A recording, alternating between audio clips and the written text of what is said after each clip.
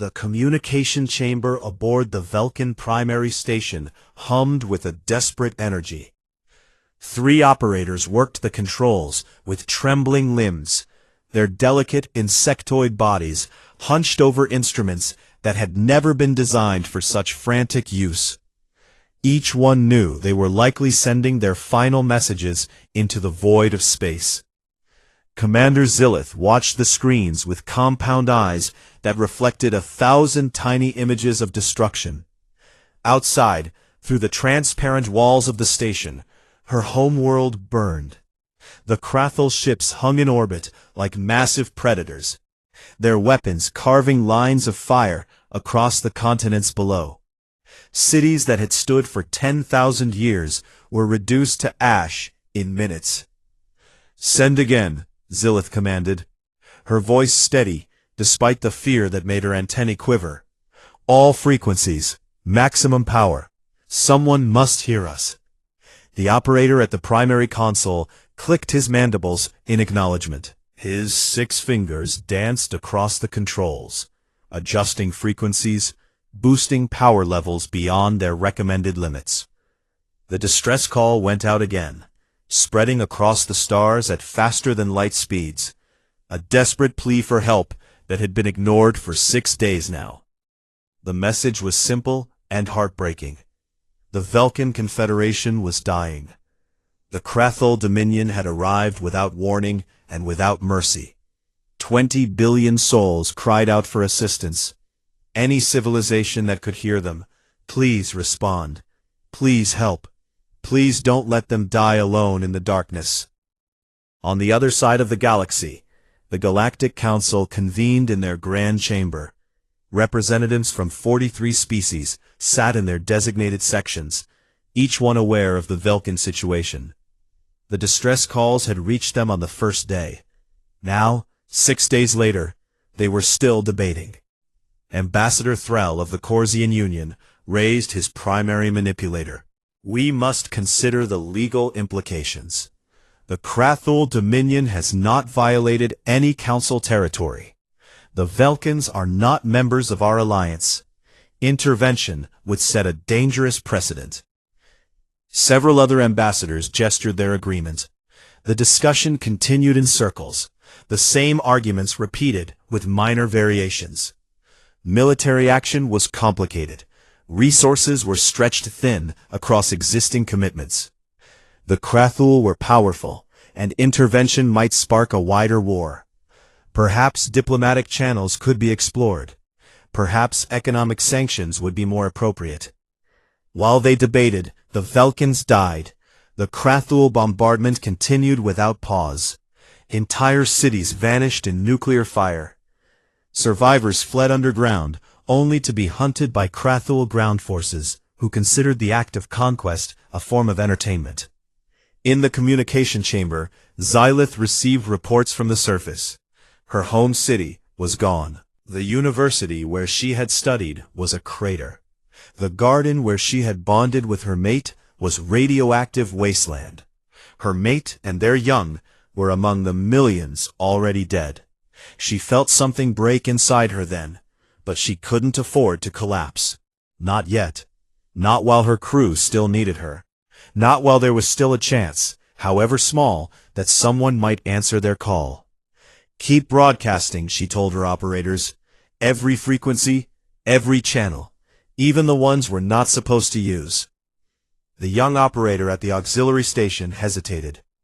"Commander, the quarantine zones are restricted for good reason. The species there are considered dangerous." Zillith turned her compound eyes toward him. "More dangerous than watching our world burn? More dangerous than dying while the galaxy watches and does nothing? Open those channels. All of them."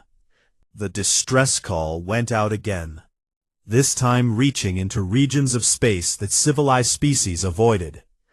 Quarantine zones, restricted areas, places where the Council had decided certain species should remain isolated for the safety of everyone else.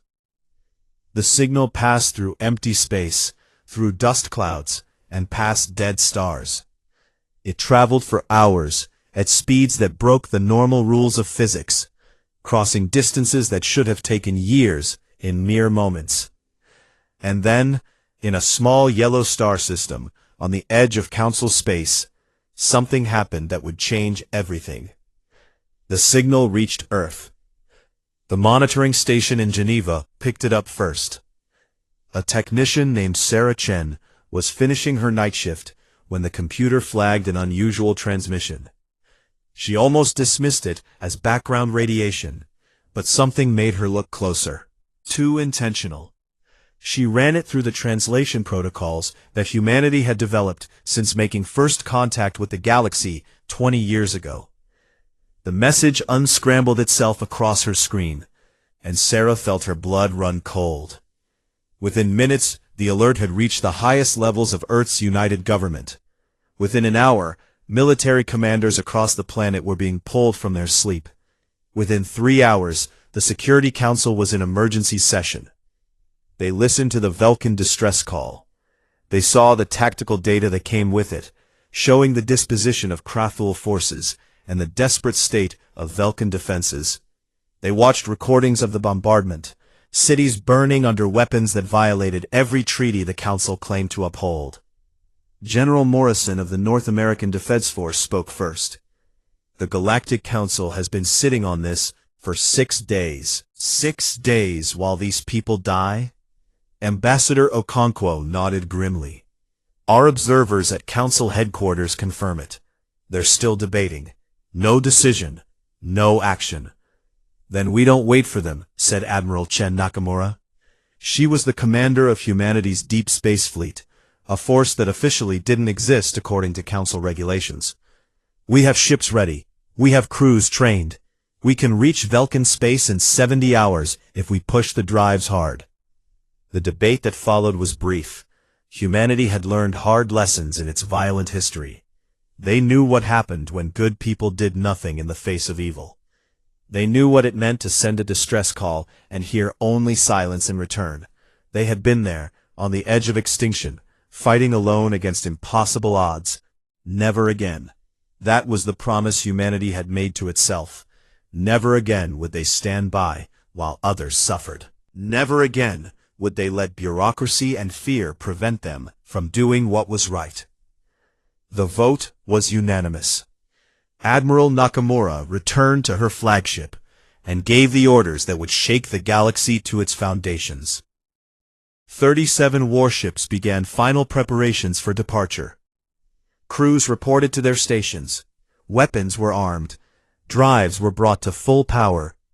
And in the communications center, a technician began composing a message. Back in Vulcan space, Commander Xyleth was considering shutting down the station's reactor and ending it quickly when her console chimed with an incoming transmission. Her antenna perked up in surprise. An answer. After 6 days of silence, finally an answer. She opened the channel with trembling fingers and heard words in a language her computer had to translate. The voice was firm and carried an accent her translator couldn't quite place. But the message was clear enough to bring tears to her compound eyes. Vulcan Confederation, this is Admiral Chen Nakamura of the United Earth Fleet. We have received your distress call. Assistance is en route. Hold your position. Humanity is responding. Help is coming. Xyleth stared at the screen in disbelief. Humanity, the Deathworlders, the species the Council kept in quarantine because they were too violent, too aggressive, too dangerous to be allowed free access to the galaxy. Those humans were coming to help when the civilized species had done nothing. She broadcast the message to every surviving Vulcan station and shelter. Across the burning world, in bunkers and caves, and the ruins of cities, the surviving Vulcans heard that they had not been forgotten. Someone had answered. Someone was coming. The Deathworlders were on their way. And in the cold mathematics of galactic politics, something shifted. The Krathul Dominion intercepted the human transmission and dismissed it as bluster. The Galactic Council received notification of human fleet movements and convened another emergency session to debate this new violation of protocols. But none of that mattered anymore. The call had been answered, the fleet was moving, and the galaxy was about to learn what humanity meant when they said they were coming to help. The UNS Indomitable cut through the fabric of space like a knife through silk. Around it, 36 other ships maintained perfect formation, their faster-than-light drives creating ripples in reality that would have registered on sensors across half the galaxy, if anyone had been looking for them. If anyone had expected Earth to have a fleet this large. Admiral Chen Nakamura stood on the bridge of her flagship and watched the countdown timer. 63 hours since they had departed from Earth, 9 hours ahead of schedule because her engineers had pushed the drives beyond their rated capacity. The crew had endured accelerations that would have killed most galactic species, but humans were different. Humans were stubborn. "Status report," she said calmly. Commander Williams looked up from his tactical station. All ships reporting green across the board. Weapon systems charged and ready. Point defense grids online. "We'll be dropping out of FTL at the edge of Vulcan space in 20 minutes. Nakamura nodded. 20 minutes until they saw what they were really facing. The intelligence data from the Vulcans was hours old now. The tactical situation could have changed dramatically. The Crothul might have reinforced their fleet. The Vulcans might already be dead. She pushed those thoughts aside. A commander couldn't afford doubt. Not now. Not when thousands of lives depended on her decisions. "All ships, this is Nakamura.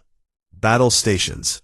When we drop out of FTL, I want full sensor sweeps immediately. Target priority is any Crothul ship in orbit around the Vulcan homeworld. Remember your training. Remember why we're here. And remember that the galaxy is watching.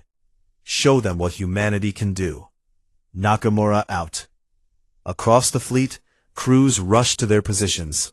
Gun crews loaded the massive railguns with tungsten rods. Missile technicians armed warheads that used technology the Galactic Council had banned 3 centuries ago. Fighter pilots climbed into cockpits of small, fast ships that could turn tighter than anything else in known space, because human pilots could endure forces that would liquefy other species. In the medical bay of the Indomitable, Dr. Sarah Patel checked her supplies one final time. Trauma kits, synthetic blood, burn treatments, radiation meds. She had trained for combat medicine in a dozen war zones on Earth. This would be different. This would be ship-to-ship combat in the vacuum of space. But wounded were wounded, and she would be ready. The countdown timer hit 5 minutes. Nakamura brought up the tactical display. Her fleet was small by galactic standards. 37 ships against the Crothul Armada. But each human ship packed more firepower than vessels twice their size. The designers had made sacrifices. Crew quarters were cramped. Life support was minimal. There were no luxury spaces or recreational facilities. Every cubic meter of space was dedicated to weapons, engines, or armor. The Council had regulations about warship design, limits on weapon yields, restrictions on certain technologies, guidelines for crew safety and comfort. Humanity had read those regulations carefully and then built their fleet in secret, following exactly none of them. 1 minute, Williams announced. The bridge crew fell silent. Everyone watched their screens, hands poised over controls, ready for whatever came next. Nakamura felt her heart rate increase slightly. Combat was always chaos, no matter how much you planned. But she trusted her people. She trusted their training. And she trusted that humanity's tendency toward creative violence would be enough. Transition in 3, 2, 1, mark. Reality snapped back into normal space. The Indomitable and its sister ships appeared at the edge of the Vulcan system in a flash of exotic radiation. Sensors immediately began scanning, computers processing data at speeds that made organic calculation look glacial. The tactical display filled with contacts, hundreds of them. The Krathul fleet was even larger than the initial reports had indicated. 317 warships spread across the inner system. Most were concentrated around the Velkin homeworld, maintaining a blockade while ground forces completed their invasion. Others patrolled the outer approaches, watching for exactly this kind of intervention. "Contact," Williams said sharply. "Enemy fleet detecting our arrival. They're moving to intercept. 3 battle groups breaking from the main formation. Looks like 96 ships inbound. They're going to reach us in 40 minutes at current speeds." Nakamura smiled. A cold, predatory expression that would have worried anyone who knew her well. "Good, that's 96 ships that aren't bombarding civilians. All ships, weapons free. We're going to meet them halfway. Helm, plot an intercept course. Flank speed." The Indomitable's drive flared to full power. The ship accelerated at rates that pressed the crew into their seats despite the artificial gravity. Around them, the rest of the human fleet matched the acceleration perfectly. They drove straight toward the approaching Krathul vessels in a formation that looked reckless to anyone familiar with standard naval tactics. On the Krathul flagship Endless Hunger, Tribune Vexath watched the human approach with amusement. 37 ships charging his 96? These Deathworlders were either incredibly brave or incredibly stupid. Probably both.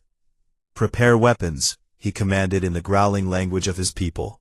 "Let's teach these primitives what happens when they interfere with the Dominion. Target their lead ship first. I want to watch it burn." The Krathul ships were large and heavily armored, designed for the kind of warfare that had dominated the galaxy for millennia. Long-range energy weapons, missile exchanges at safe distances, battles that could last days as fleets maneuvered for position. Civilized warfare, as the Council liked to call it. Humanity had a different philosophy. At 20,000 kilometers, the human fleet split into 4 groups. They moved in patterns that seemed random, but were actually carefully choreographed. Ships that should have collided missed each other by meters. Formations that looked suicidal were actually setting up perfect firing solutions. At 15,000 kilometers, the Krathul opened fire. Energy beams lanced through space, targeting the lead human ships. Most missed completely as the humans jinked and dodged with impossible agility. A few hits landed, scorching armor, but failing to penetrate the layered defenses. At 10,000 kilometers, the humans returned fire. The first Krathul ship died before Vexath even understood what was happening. A railgun round moving at a significant fraction of light speed punched through its forward armor, traveled the length of the ship, and exited through the engines. The internal damage was catastrophic. The ship broke apart in a flash of escaping atmosphere and exploding fuel. Then the rest of the human fleet opened up. Railgun rounds created a deadly lattice of tungsten death. Each round carried kinetic energy equivalent to a small nuclear weapon. The Krathul armor that could shrug off energy weapons couldn't handle solid projectiles moving at relativistic speeds. Ships fractured. Crews died in explosive decompression. The humans added missiles to the barrage. Smart weapons that dodged point defense, that coordinated their attacks, that exploited weaknesses in enemy formations. Nuclear-pumped X-ray lasers that nobody was supposed to have. Kinetic kill vehicles that were just chunks of metal with guidance systems and a really bad attitude. Vexath watched in growing horror as his formation disintegrated. 12 ships gone in the first 30 seconds. 20, 30. The humans weren't fighting like civilized beings. They were fighting like predators that had evolved on a world where everything wanted to kill them. Because that's exactly what they were. "All ships, evasive action," Vexath roared. "Spread out. Don't give them concentrated targets." But spreading out just made it worse. The human ships split up to pursue individual targets. They were faster, more maneuverable, and apparently unconcerned with their own safety. One human destroyer damaged and fenting atmosphere charged straight at a Krathul heavy cruiser. The cruiser's weapons carved chunks out of the destroyer's armor. The destroyer didn't slow down. It hit the cruiser at point-blank range and detonated its reactor. Both ships vanished in a sphere of nuclear fire, but the destroyer's crew had already evacuated in escape pods that the other human ships were already moving to recover. The Krathul crew had no such option. They simply ceased to exist. Nakamura watched the battle unfold on their tactical display with grim satisfaction. They were losing ships, good people were dying, but they were winning. Against a force nearly 3 times their size, humanity was winning, and the rest of the Krathul fleet was starting to notice. "Admiral, we're being hailed," the communications officer reported. "It's the Krathul commander, Tribune Vexath. Put him on screen." The image that appeared showed a being that looked like a cross between a bear and a lizard, covered in scarred scales and wearing armor decorated with trophies from previous conquests. His eyes burned with rage and something that might have been fear. "What are you?" Vexath demanded. "What kind of species fights like this?" Nakamura's expression didn't change. "The kind that answers distress calls. The kind that doesn't prey on the weak. You came here expecting an easy conquest. You chose the wrong victims. Stand down your fleet and leave this system immediately, or we will destroy every ship you have." Vexath's laugh was harsh and disbelieving. "You have already lost a quarter of your fleet. We still have over 200 ships. Simple mathematics says you cannot win." "Math doesn't account for motivation," Nakamura replied. "We're not here for conquest or glory. We're here because people were dying and nobody else cared enough to help. That's worth dying for. Is your invasion worth the same? Are you willing to lose your entire fleet for this?" She cut the transmission before he could answer. Around her the battle continued. Her ships were battered, but unbroken. The enemy was reeling, but not defeated.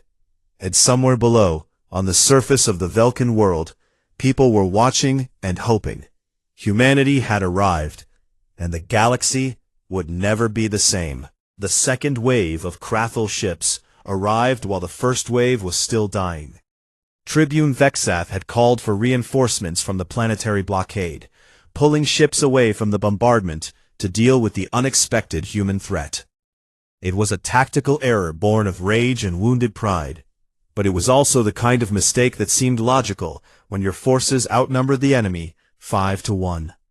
Commander Williams plotted the new contacts on his tactical display and swore quietly. "Admiral, we've got inbound. Looks like another 120 ships breaking orbit. They'll be in firing range in 18 minutes. Nakamura studied the display with calm eyes. Her fleet was down to 29 operational ships. 8 had been destroyed or damaged badly enough that they had withdrawn to the edge of the system. The math wasn't in humanity's favor.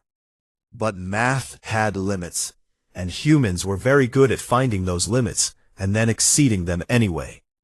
"New plan," she said. "We're not waiting for them to reach us.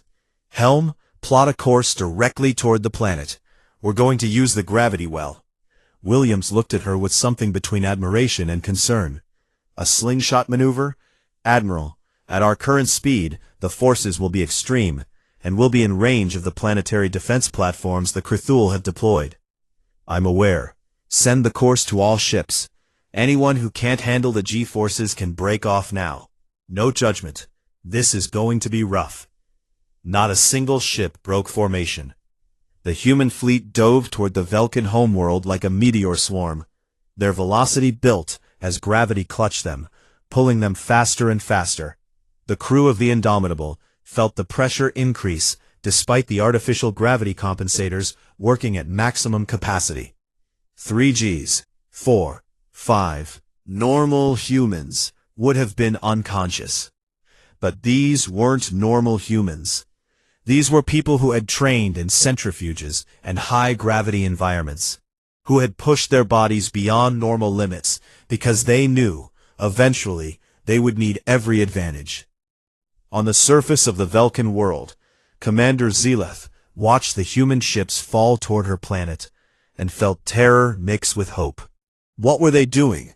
If they crashed, if they couldn't pull out of that dive, they would all die. And the Vulcans would die with them, their last hope extinguished. But the humans didn't crash. At the last possible moment, when it seemed certain they would slam into the atmosphere, the fleet pulled up. They used the planet's gravity like a whip, slingshotting around at velocities that should have torn their ships apart. They emerged on the other side, moving so fast that the Krathel sensors took several seconds to track them, and they were right in the middle of the Krathel formation. The second battle was nothing like the first. This wasn't a long-range exchange of fire. This was close-quarters carnage.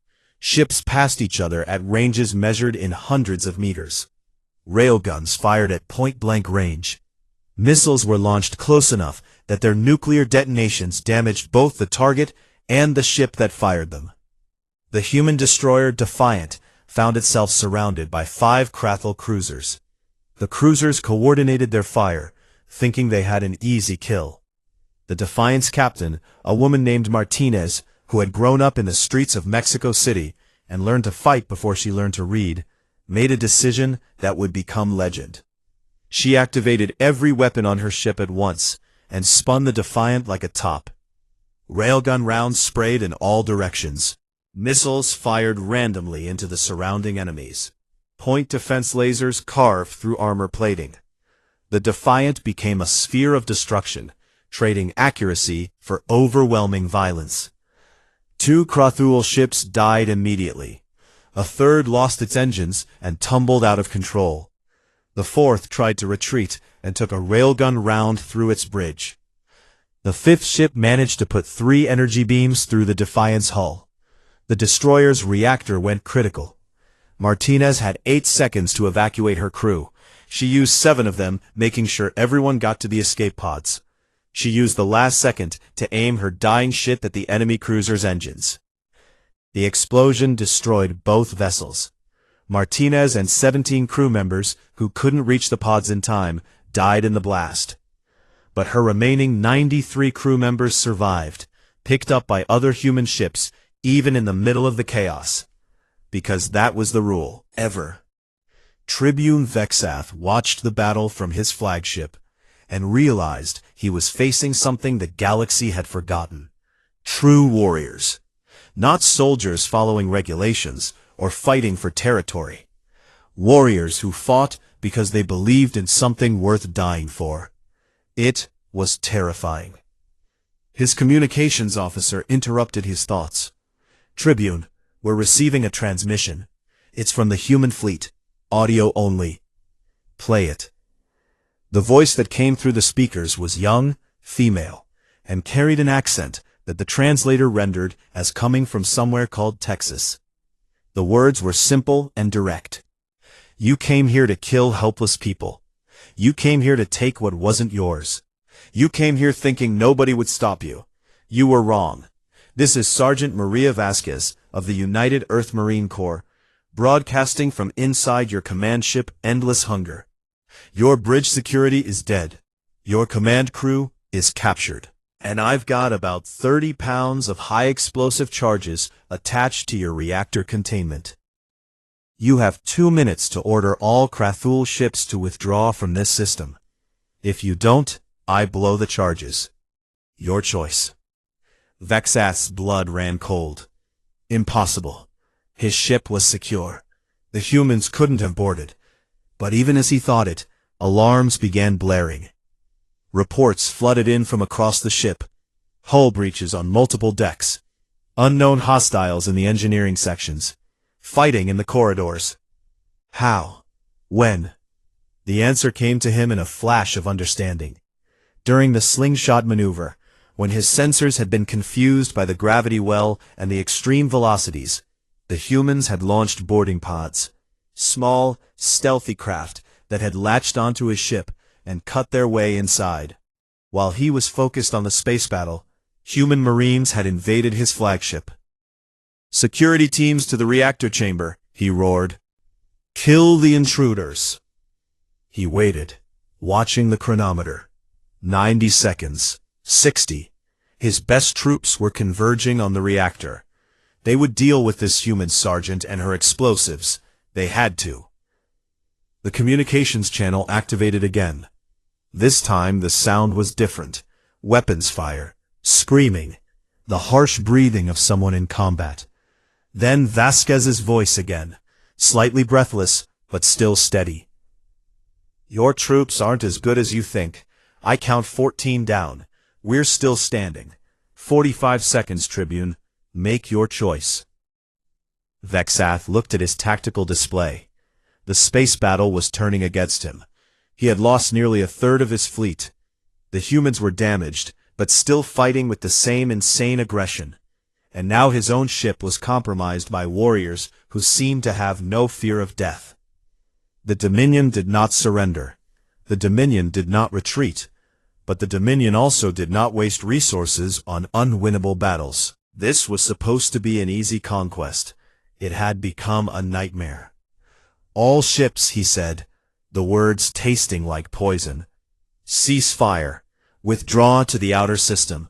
Prepare for retreat to Dominion space. The fighting stopped gradually as the order spread through the Krathel fleet. Ships that had been locked in deadly combat broke apart, the Krathel vessels accelerating away from the planet. The humans let them go, too damaged and too few to pursue effectively.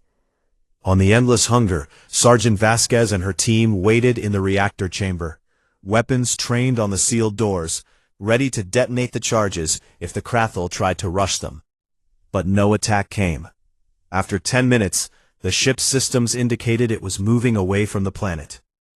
Vasquez to Indomitable, she transmitted. Mission accomplished. Requesting extraction. Copy that, Sergeant, came Admiral Nakamura's voice. Shuttle inbound. We'll have you home in 20 minutes. Outstanding work. Vasquez looked at her team. 12 Marines, all of them wounded, all of them exhausted, all of them grinning like idiots. Outstanding work, she says, like we didn't just take over an enemy battleship in the middle of a fleet action. Corporal Chen, a young man from Shanghai who had volunteered for the Marines the day after hearing about the Velkin distress call, laughed. Just another day serving with the craziest species in the galaxy. On the surface of the Velkin world, Commander Xyleth watched the Krathul fleet retreat through her station's sensors. Around her, the surviving Velkins were emerging from their shelters, looking up at a sky that was no longer full of enemy ships. The bombardment had stopped. The invasion was over. A transmission came from the human flagship. Admiral Nakamura's face appeared on the screen, showing a woman who looked tired but satisfied. Behind her, the bridge of her ship showed damage, crew members with bandages. But they were alive. They had won. Commander Xyleth, this is Admiral Nakamura. The Krathul fleet is withdrawing. Your world is secure. We're deploying aid ships with medical supplies and engineering equipment. We'll help you rebuild.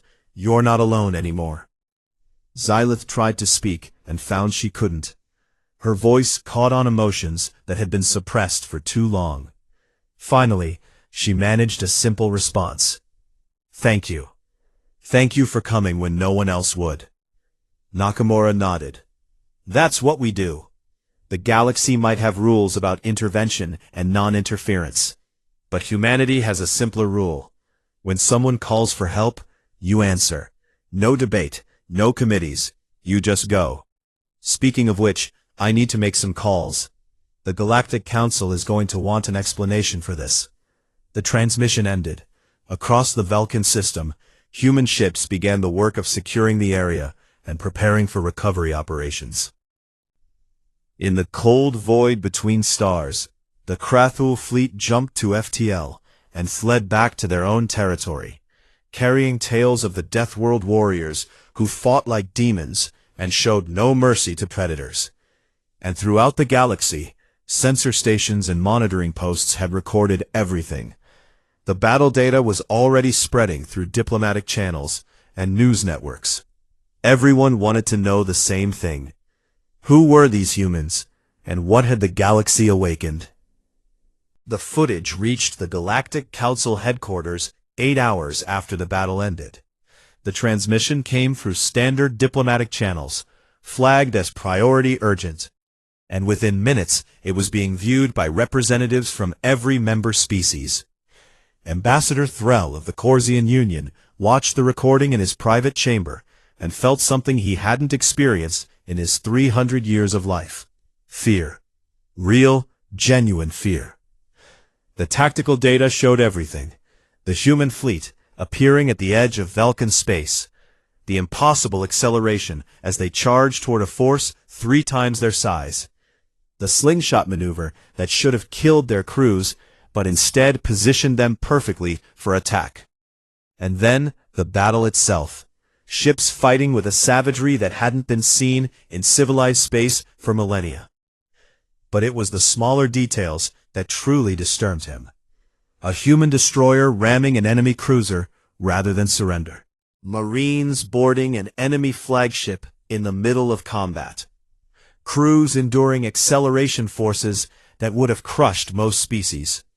The humans fought as if death was simply another obstacle to overcome, rather than something to be feared. The Council convened an emergency session within hours. The Grand Chamber was packed with representatives, their various forms of agitation clear, despite the differences between species. Clicking mandibles, twitching sensory organs, pheromone signals indicating distress. Everyone had seen the footage. Everyone understood what it meant. High Counselor Vren, of the Thalassian Collective, called the session to order. His voice carried the weight of authority, earned over 2,000 years of diplomatic service. This council must address the human intervention in the Vulcan-Krathul conflict. The humans have violated numerous treaties and regulations. Their weapon systems alone constitute 14 separate violations of Council military restrictions. And yet, he paused, his sensory tendrils curling in a gesture of uncertainty. And yet they saved an entire civilization that we were content to let die while we debated. This council must decide how to respond. The debate that followed was unlike anything in the council's long history. Some representatives called for sanctions against humanity. Others pointed out that the humans had technically not violated any treaties, since they had never signed those treaties in the first place. A few voices, quieter but growing in number, suggested that perhaps the Council's approach to military intervention needed to be reconsidered. While the Council debated, the footage spread beyond official channels. News networks across the galaxy picked up the story. Within days, every civilized world with access to galactic communications had seen at least portions of the battle, and the reactions were varied and intense. On Threnor Prime, a peaceful world of aquatic beings who had never known war, citizens watched in horror as human ships tore through the Krathul fleet. But they also watched the aftermath, as human medical teams treated Vulcan wounded with the same dedication they showed their own injured. The contrast was jarring. Brutal violence followed by gentle compassion. On Kazvin, a military culture that prided itself on strategic doctrine and proper warfare, military academies began analyzing the human tactics. Professors who had taught space combat for decades found themselves struggling to explain maneuvers that violated every principle they had considered fundamental. The humans fought wrong. They broke every rule, and they won anyway. On merchant vessels crossing the trade routes, captains and crews watched the footage and felt something shift in their understanding of the galaxy. For centuries, piracy and raiding had been managed problems. The Council maintained security forces, but they were slow to respond and bound by regulations. The predator species like the Krathul operated in the gaps of those regulations. But now there was a new factor, a species that didn't care about regulations when people needed help. The Krathul Dominion tried to control the narrative in their own territory. Official broadcasts claimed the retreat was a tactical decision, that the humans had won through treachery and dishonorable tactics. that the Dominion had chosen to withdraw rather than waste resources on an insignificant target. But the warriors who had actually fought told different stories. In drinking halls and barracks, veterans of the Vulcan campaign spoke in hushed tones about the demons from the Death World. Ships that moved like fighters despite being the size of cruisers. Crews that endured forces that should have liquefied their organs. Marines who laughed while bleeding and kept fighting even when surrounded. One recording became viral across the galaxy's information networks. It came from a security camera on the Krathul flagship Endless Hunger, showing the final moments before Sergeant Vasquez and her team took the reactor chamber. The footage was rough and partially corrupted, but the audio was clear. The camera showed a corridor filled with Krathul security forces, elite warriors, the best the Dominion could produce, heavily armed and armored. They had the humans pinned down at a junction, a dozen Marines against 30 Krathul soldiers.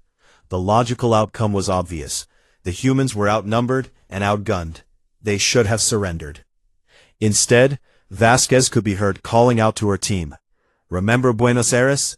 This is nothing compared to Buenos Aires." The other Marines laughed, actually laughed. Then they charged. What followed was 6 seconds of violence that military instructors across the galaxy would study for years. The humans moved with coordination that suggested shared consciousness. They used their smaller size to their advantage, rolling under enemy fire, using fallen bodies as cover, targeting weak points in Krathul armor with precision that spoke of extensive training. When their rifles ran out of ammunition, they switched to sidearms. When the sidearms ran dry, they used knives. When the knives were gone, they used their fists and helmets and whatever else was available. By the time the footage ended, 23 Krathul soldiers were dead or incapacitated. The humans had lost 3 members of their team, but the survivors were already moving toward the reactor chamber. The video cut off just as Vasquez stepped over a fallen enemy and said something that the translator rendered simply as, "Keep moving." On Earth, the reaction was more complex. The civilian population celebrated their military success, but they also understood the implications. Humanity had announced its presence to the galaxy in the most dramatic way possible. They had shown every predator species that humans were willing to fight. But they had also shown every potential ally that humans could be trusted to respond when needed. The military commanders who had planned the operation met in secure facilities to analyze the results. They had lost 8 ships. 372 personnel had died. Another 600 were wounded. But they had saved approximately 15 billion Vulcans and delivered a message that would echo across the galaxy. Admiral Nakamura gave her report to the assembled commanders and politicians. Her flagship was in orbit around the Vulcan homeworld, coordinating relief efforts while her crew worked around the clock to effect repairs. "The tactical outcome exceeded projections," she said, her image transmitted from orbit. "But we were lucky. The Krathul were overconfident. They didn't expect serious resistance. Against a more prepared enemy, our losses could have been catastrophic. We need to expand the fleet. We need better intelligence gathering. And we need to prepare for the Council's response, whatever form that takes." Secretary General Morrison nodded from his position at the head of the table. "The Council has requested a formal meeting. They want you to appear before them to explain humanity's actions. It's probably going to be hostile." Nakamura's expression didn't change. "When do they want me?" "We can have a diplomatic courier ship there in 3 days." "Then I'll be there in 3 days." She paused, then continued. "Sir, with your permission, I'd like to arrive in the Indomitable rather than a courier ship. Let them see what a human warship looks like up close. Let them remember what happens when they choose to debate instead of act." Morrison smiled grimly. "Permission granted. Show them what they've been missing while they sat in their comfortable chambers and congratulated themselves on their civilization." While the humans prepared for their confrontation with the Council, the Velkans began the long process of rebuilding. Human engineering teams worked alongside Velkan survivors to restore power grids and water systems. Human medical personnel set up field hospitals and treated injuries that ranged from radiation burns to crushing trauma from collapsed buildings. Commander Xylith walked through one of the refugee camps that had been established on the outskirts of her ruined capital city. Everywhere she looked, she saw humans working. A tall woman from a place called Norway was helping to set up temporary shelters, her pale skin burned by the unfamiliar sun. A young man from somewhere called Kenya was distributing food rations to Velkan children, his smile gentle despite the weapons he still carried. An entire team from a nation called Japan was working on restoring communications equipment, their movements efficient and coordinated. A human medic approached her, a short woman with dark skin and kind eyes. "Commander Xylith, I'm Dr. Okonkwo. We have the medical facility set up if you want to bring your injured there. We can handle most trauma cases now." Xylith gestured her gratitude in the Velkan way. "You've done so much already. I don't know how we can ever repay this debt." Okonkwo shook her head. "There's no debt. This is just what you do when people need help. My grandmother used to say that civilization is measured by how you treat people who can't defend themselves. You were attacked by predators. We stopped the predators. The rest is just being decent." As she walked away, Xylith wondered at these humans. They could be so violent in battle, but so gentle in peace. They had weapons that terrified the Krathul Dominion, but they used those same hands to comfort frightened children. They were a contradiction, a paradox. Perhaps, she thought, that was what made them dangerous. Not their weapons or their tactics, but their absolute certainty about right and wrong. They didn't debate. They didn't form committees. They saw a problem and they fixed it. Consequences be damned. The galaxy had lived by rules and regulations for so long that it had forgotten what it meant to simply do the right thing. The humans had just reminded everyone. And some species would welcome that reminder. Others would fear it. But everyone would remember the day the Deathworlders answered a distress call and changed everything. The UNS Indomitable arrived at Galactic Council headquarters exactly on schedule. The massive station hung in orbit around a neutral world at the center of Council space, a structure that had served as the heart of galactic civilization for 3,000 years. Ships from every member species docked there regularly, bringing diplomats and merchants and scholars.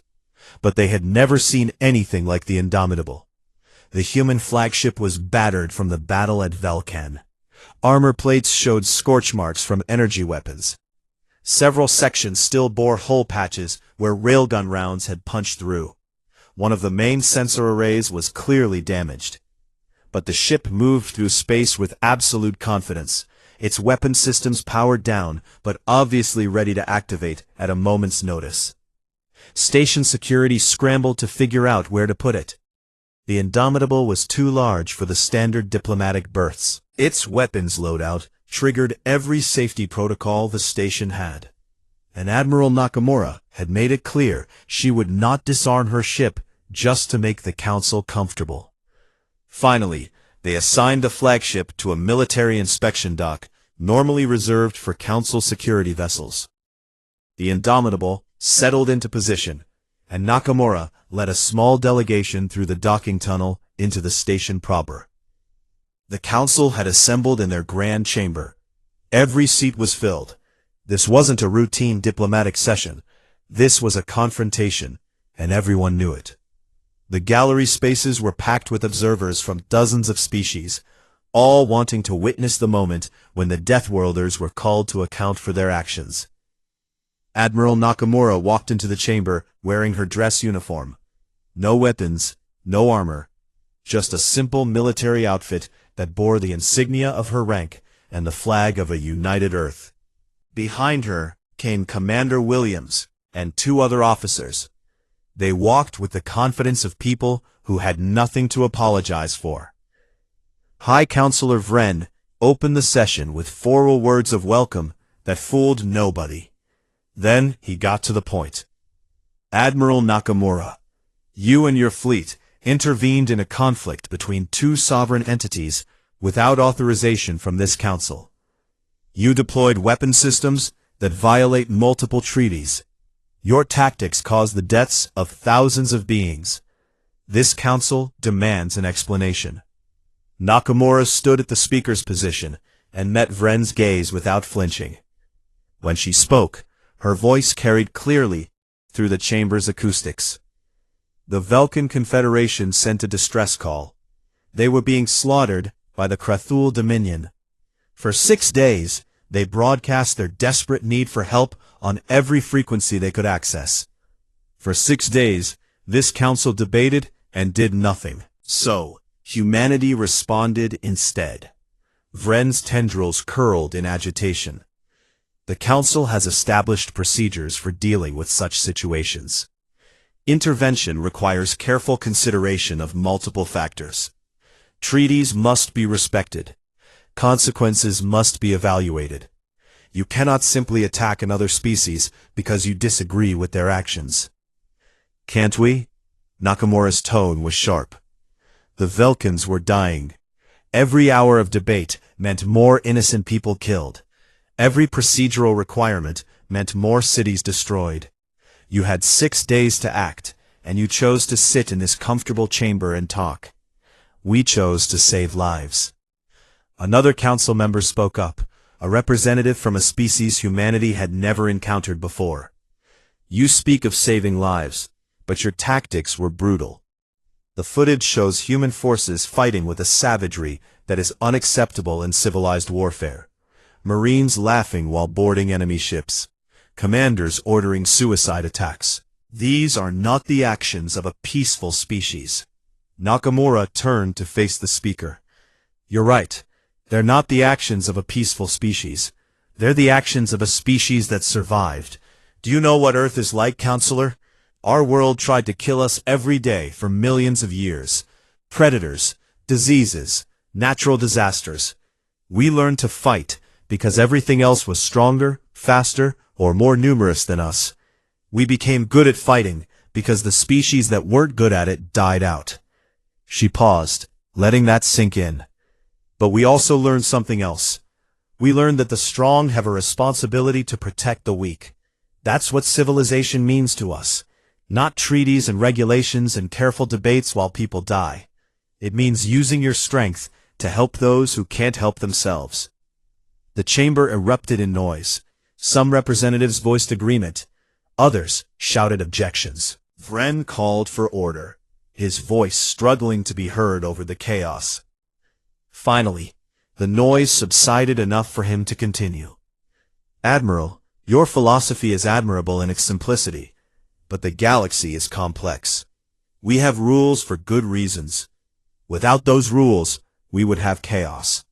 Species attacking each other based on their own moral judgments. Endless wars fought by those who believe they are righteous. And yet, Nakamura replied, your rules allowed the Krathul to murder billions across dozens of worlds. Your rules created a system where predators can operate freely as long as they don't threaten council members directly. Your rules value procedure over life. I would rather have chaos that saves people than order that lets them die. She pulled out a datapad and activated it. A holographic display appeared above the speaker's platform, showing images from the Velkin homeworld. Ruined cities, mass graves, refugee camps full of survivors. And alongside those images, pictures of human medical teams treating wounded Velkins, engineers rebuilding infrastructure, Marines helping to clear rubble so survivors could recover the bodies of their loved ones. These are the results of your careful procedures, Nakamura said, gesturing to the images of destruction. And these are the results of humanity's intervention. You can debate which approach is more civilized. The Velkins already know which one they prefer. Before anyone could respond, the chamber doors opened. A Velkin delegation entered, led by Commander Xyleth. She walked to the speaker's platform, her insectoid form showing signs of injury and exhaustion. The council hadn't invited her, but nobody moved to stop her. "High Counselor," she said, her translated voice carrying emotion that transcended species differences. "I speak for the Velkin Confederation. We sent our distress call to this council first. We believed in your civilization, your procedures, and you debated while we died." Xyleth turned to face the assembled representatives. "The humans came. They didn't debate. They didn't require us to sign treaties first. They didn't demand payment or territory. They simply came because we needed help. They fought for us. They died for us. And now they are helping us rebuild. If that is what you call uncivilized behavior, then civilization is worthless." The chamber fell silent. Xyleth's words hung in the air, like an accusation that nobody could answer.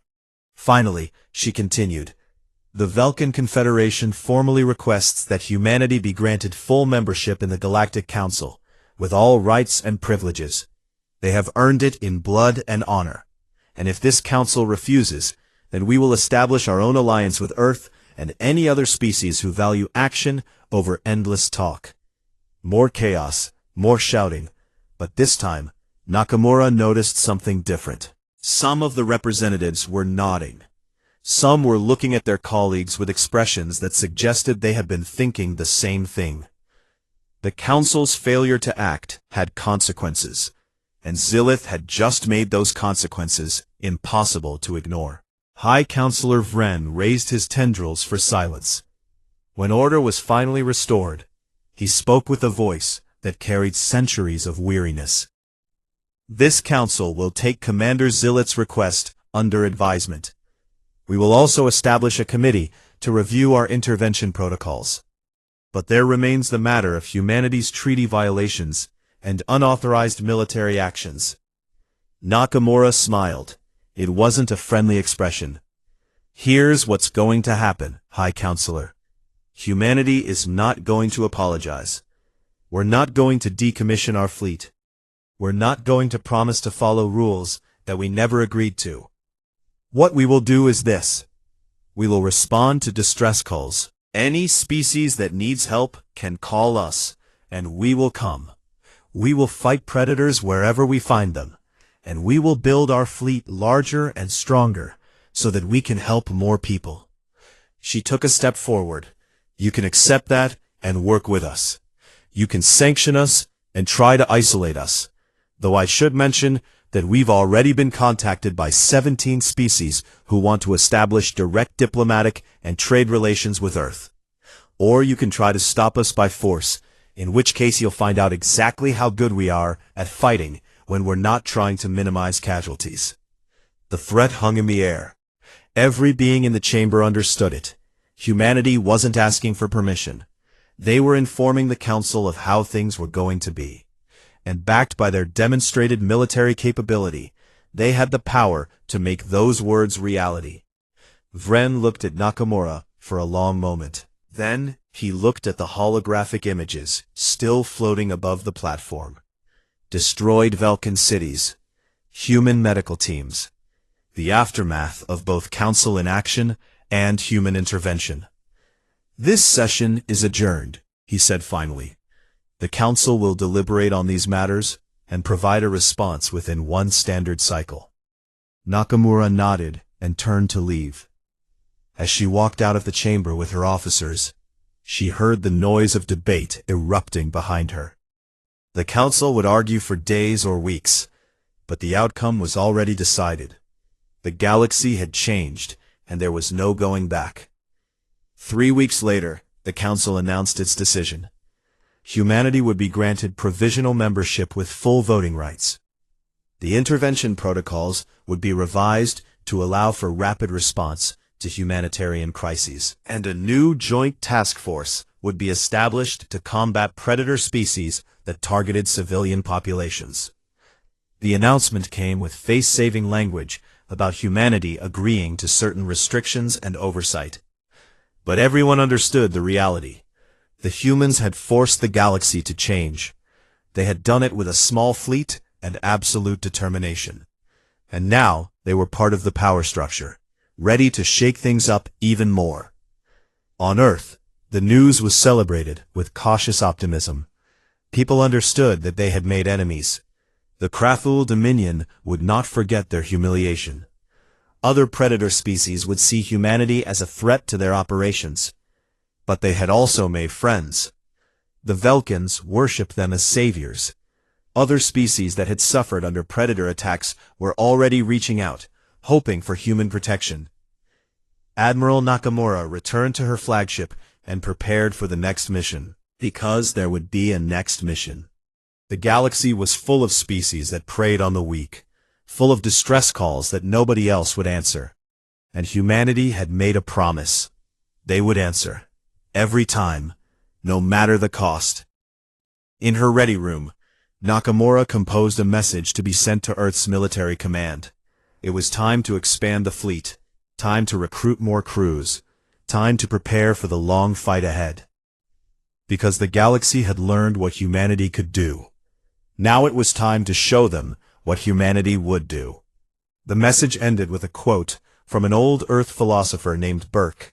She had found it during her research into human history, looking for wisdom from those who had faced similar choices. The words felt appropriate for this moment. The only thing necessary for the triumph of evil is for good people to do nothing. Humanity had been doing nothing for too long, contained in their small corner of space. Now they were engaged, and the predators of the galaxy were learning a lesson that Earth's predators had learned millions of years ago. When you attack the weak in front of humans, the humans become your problem. And humans are very, very good at solving problems. The UNS Indomitable and its sister ships turned toward home, their crews tired but proud. Behind them, the Velkan system began its recovery. Ahead of them, a galaxy full of challenges and opportunities. And somewhere in the depths of space, another distress call was being sent. The humans would hear it, and they would come. Because that's what humanity did.